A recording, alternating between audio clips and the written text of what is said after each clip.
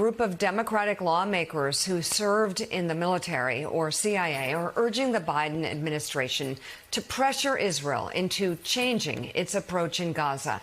In a letter to the president, they write that they are deeply concerned with Prime Minister Netanyahu's current military strategy. Quote, the mounting civilian death toll and humanitarian crisis are unacceptable and not in line with American interests, nor do they advance the cause of security for our ally, Israel.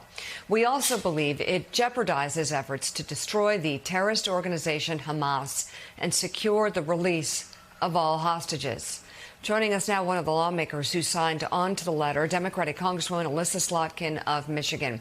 She is also a candidate for U.S. Senate. I thank you so much for coming on this morning. Sure. I think there are a lot of questions about Benjamin Netanyahu and whether or not the United States can truly trust its ally with Benjamin Netanyahu in power. What are the questions that you have, and do you think this letter will make a difference? Well, look, I mean, I think the group of us that wrote the letter did it from our own experience of serving in the U.S. global war on terror, serving in places like Iraq and Afghanistan, caring about what happens to the long-term security of Israel. It comes from a place of caring about that and wanting them to learn the lessons that we learned the hard way in our wars, right? I served in places like Ramadi, and I think a couple of things. Number one, you can't bomb your way out of an ideology. You know, we tried to do that with al-Qaeda in Western Iraq, and we may have had a ton of tactical victories, and then we left, and 2 years later, a group called ISIS grew up out of the ashes of al-Qaeda and took over an area the size of Texas. People have to have hope. They have to have a plan. Now, Israel has the right to go after the perpetrators of this grievous attack on October 7th.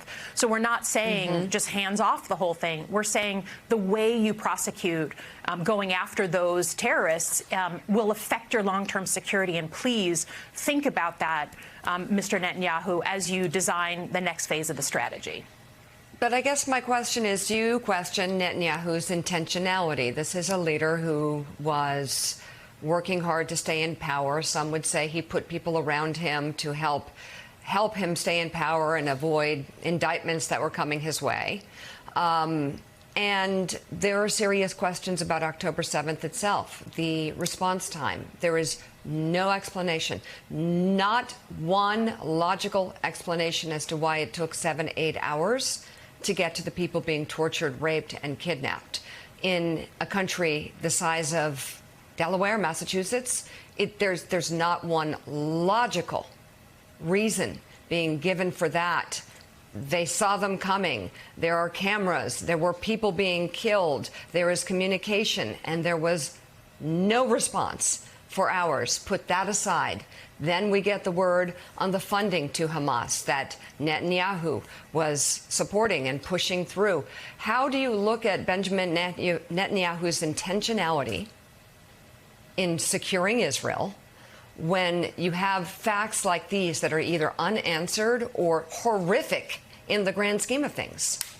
Well, look, I mean, we all watched on our TVs 6 months before October 7th. You had a fifth of the Israeli population out protesting Bibi Netanyahu. You know, it doesn't just matter what we think. I mean, Israeli citizens were doing things that, frankly, we never saw in the United States vis-a-vis Donald Trump. Yeah. I mean, real societal protests. So he was already, on the rocks with his own population. And then this horrible, traumatizing attack happened.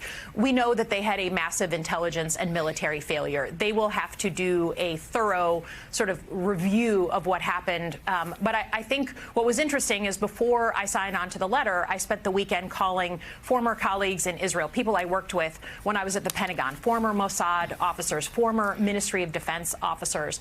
And I said, just what is your view on this situation? And they all raised concerns, as they've been raising in public, with Bibi Netanyahu's sort of the intention behind the attacks or the strikes.